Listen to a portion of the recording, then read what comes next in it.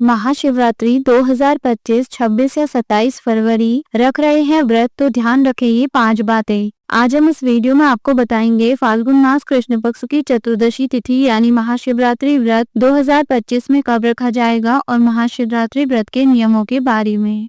पंचांग के अनुसार साल 2025 में महाशिवरात्रि का पर्व 26 फरवरी को मनाया जाएगा। इस दिन भगवान शिव की पूजा, शिवलिंग का जलाभिषेक और फलाहार व्रत किया जाता है। इस साल महाशिवरात्रि पर श्रवण नक्षत्र का संयोग बन रहा है जो बेहद ही शुभ होगा। शास्त्रों में महाशिवरात्रि व्रत के कुछ नियम बताए गए हैं जिनका पालन करने पर मनोकामना पूरी होती है। अगर आप भी इस बार महाशिवरात्रि व्रत करने जा रहे हैं तो आइए जानते हैं महाशिवरात्रि के दिन आपको किन बातों का ध्यान रखना चाहिए। पूजा हमेशा शुभ मुहूर्त में ही करें। धार्मिक मान्यता है कि महाशिवरात्रि की रात आध्यात्मिक शक्तियां जागृत होती हैं, इसीलिए इस दिन की गई पूजा शुभ फल प्रदान करती है। यदि आप भी महाशिवरात्रि की रात महादेव का आशीर्वाद पाना चाहते हैं तो पूजा शुभ मुहूर्त में ही करें। भगवान शिव की परिक्रमा। शास्त्रों के अनुसार भगवान शिव की पूजा के बाद परिक्रमा करनी चाहिए। परिक्रमा के समय ध्यान रखें कि परिक्रमा हमेशा शिवलिंग के बाईं ओर से ही शुरू करें और जहां से भगवान को चढ़ाया जल बाहर निकलता है वहां तक जाकर वापस लौट जाएं। फिर विपरीत दिशा में जाकर परिक्रमा पूरी करें। ध्यान रखें कि परिक्रमा दाईं तरफ से शुरू नहीं करनी चाहिए। न चढ़ाएं ये चीजें। शास्त्रों में ऐसी मान्यता है कि शिव जी की पूजा में कभी भी शंख, नारियल, तुलसी के पत्ते, केतकी, चंपा, केसर, मालती, चमेली, कुंद, जूही, केवड़ा, कनेर, कपास आदि के फूल भी नहीं चढ़ाने चाहिए। ये सभी चीजें शिव पूजा में वर्जित मानी गई हैं।